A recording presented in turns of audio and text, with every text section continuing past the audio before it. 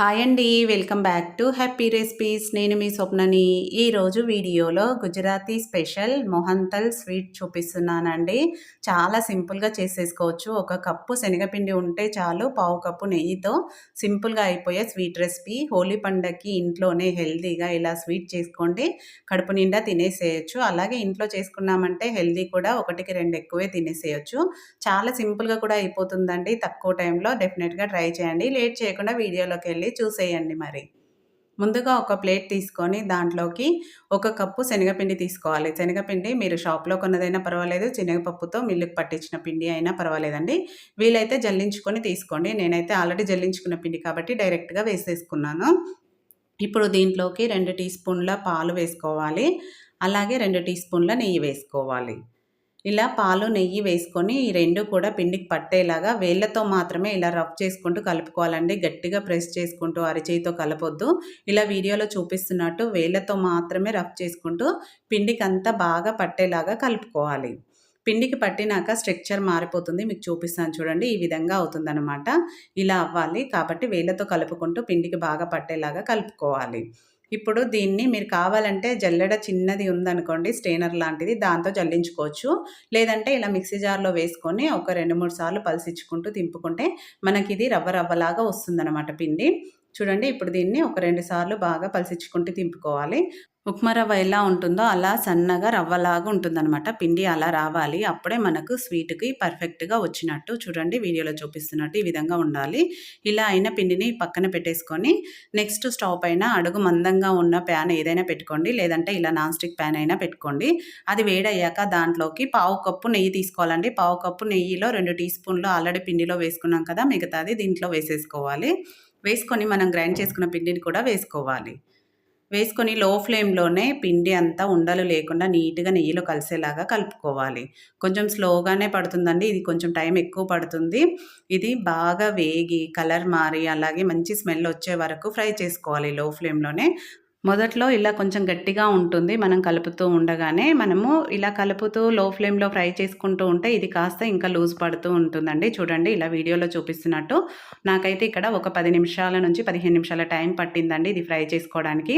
ఇలా ఫ్రై చేసుకుంటేనే మనకు స్వీట్ టేస్ట్ అనేది చాలా బావుంటుంది. చూడండి, ఈ విధంగా కలర్ మారి ఇలా ఉండాలనమాట. అప్పుడు మనకు పర్ఫెక్ట్‌గా రెడీ అయినట్టు పిండి అనేది. ఇప్పుడు దీంట్లోకి పావు కప్పు పాలు తీసుకోవాలి. పావు కప్పులో 2 టీ స్పూన్లు ఆల్రెడీ పిండిలో వేసుకున్నాం కదా, మిగతా పాలు దీంట్లోకి వేసుకుంటూ కలుపుకోవాలి. ఫ్లేమ్‌ని లో ఫ్లేమ్‌లో పెట్టుకొనే చేసుకోవాలండి మొత్తం ప్రాసెస్. అప్పుడే స్వీట్ అనేది పర్ఫెక్ట్‌గా ఉంటుంది. మీరు ఒకవేళ ఫ్లేమ్ పెంచారనుకోండి, ఇది బేసన్ మనకు మాడిపోయే ఛాన్స్ ఉంటుంది. కాబట్టి లో ఫ్లేమ్‌లోనే ప్రాసెస్ అంతా చేసుకోవాలి. మనం ఇలా పాలు పోసుకొని కలుపుతూ ఉండగానే ఈ విధంగా దగ్గర పడుతుంది. చూడండి, ఇలా ప్యాన్ నుంచి సెపరేట్ అయ్యే వరకు, దగ్గర పడే వరకు కలుపుతూ ఫ్రై చేసుకున్నాక స్టవ్ ఆఫ్ చేసేసుకొని దీన్ని పక్కన పెట్టేసుకోవాలి. నెక్స్ట్ స్టవ్ పైన ఒక గిన్నె పెట్టుకొని స్వీట్ కోసం అరకప్పు పంచదార తీసుకున్నాను. ఒక కప్పు శనగపిండికి పావు కప్పు పాలు, పావు కప్పు నెయ్యి, అరకప్పు పంచదార అనేది కరెక్ట్‌గా సరిపోతుంది. స్వీట్ ఎక్కువ తినేవాళ్ళు ఇంకొక పావు కప్పు పంచదార వేసుకున్నా బానే ఉంటుంది. నేనైతే అరకప్పు వేసుకొని పావు కప్పు నీళ్లు పోసుకొని ఈ పంచదార మొత్తం కరిగి మనకు గట్టి తీగ పాకం రావాలండి. లేత తీగ పాకం కాదు, కొంచెం గట్టి తీగ పాకం. చూడండి, ఈ విధంగా రావాలన్నమాట. మీడియం ఫ్లేమ్‌లో పెట్టి బాగా మరిగించుకున్నాక మధ్య మధ్యలో ఇలా చెక్ చేసుకుంటే ఈ విధంగా తీగ పాకం వచ్చాక ఇప్పుడు స్టవ్ ఆఫ్ చేసేసుకొని దీన్ని మనం ఆల్రెడీ బేసన్ పక్కన పెట్టుకున్నాం కదా, కలుపుకొని దాంట్లోకి వేసేసుకోవాలి. ఇలా మొత్తం పాకాన్ని దీంట్లో వేసుకొని మళ్ళీ స్టవ్ వెలిగించుకొని లో ఫ్లేమ్‌లో పెట్టి ఇదంతా ఈ స్వీట్‌లో కలిసిపోయేలాగా కలుపుకోవాలి. ఎక్కడ ఉండలనేది మాత్రం ఉండొద్దండి. కొంచెం నీట్‌గా టైం పడుతుంది. ఇలా కలుపుకుంటూ ఫ్రై చేసుకుంటే ఇది కూడా దగ్గర పడిపోతదనమాట. అలా దగ్గర పడే వరకు లో ఫ్లేమ్‌లోనే కలుపుతూ ఫ్రై చేసుకోవాలి. దీనికి ఎక్కువ టైం పట్టదండి. 1-2 నిమిషాలలో మనకి ఈజీగా దగ్గర పడుతుంది. చూడండి, ఈ విధంగా కలుపుతూ ఉండగానే దగ్గర పడుతుంది. మనకి ఇది కూడా ప్యాన్ నుంచి సెపరేట్ అయ్యి నెయ్యి వదిలేదాకా ఫ్రై చేసుకోవాలి. ఇప్పుడు దీంట్లోకి మంచి ఫ్లేవర్ కోసం ఇలాచీ పొడి, అలాగే లైట్‌గా ఫుడ్ కలర్ వేస్తున్నాను. మీకు నచ్చితే వేసుకోండి, లేదంటే స్కిప్ చేయండి. కొంచెం కలర్‌ఫుల్‌గా మొహంతాల్ స్వీట్ అంటే ఈ విధంగా ఉంటుంది కలర్ కాబట్టి నేను కొంచెం వేసుకున్నాను రెడ్ ఫుడ్ కలర్. మీ దగ్గర ఉంటే వేసుకోవచ్చు, లేదంటే స్కిప్ చేయొచ్చు. ఇప్పుడు ఇదంతా చూడండి, ఇలా ప్యాన్ నుంచి సెపరేట్ అయ్యి నెయ్యి రిలీజ్ అవుతుంది కదా, ఇప్పుడు మనకు స్వీట్ రెడీ అయిపోయింది. స్టవ్ ఆఫ్ చేసేసుకొని నేను ఇక్కడ కేక్ ప్యాన్‌లో ముందుగానే నెయ్యి అప్లై చేసుకొని బటర్ పేపర్ వేసుకున్నానండి. దీంట్లోకి డైరెక్ట్‌గా స్వీట్ వేసేసుకోవాలి.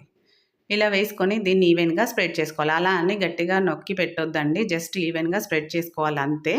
ఒత్తామనుకోండి లోపల ఎయిర్ బబుల్స్ లాగా ఉంటది. అప్పుడే మనకు స్వీట్ బావుంటదనమాట. దీన్ని పూర్తిగా చల్లారనివ్వాలి.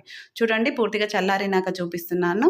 దీనిపైన ఒక ప్లేట్ పెట్టి ఇలా డీమోల్ చేసుకున్నామంటే స్వీట్ అనేది ఈజీగా ఉడొచ్చేస్తుందండి. మనం బటర్ పేపర్ వేసుకున్నాం కాబట్టి గిన్నెకి కూడా ఎక్కడ అంటుకోకుండా ఈజీగా వచ్చేస్తుంది.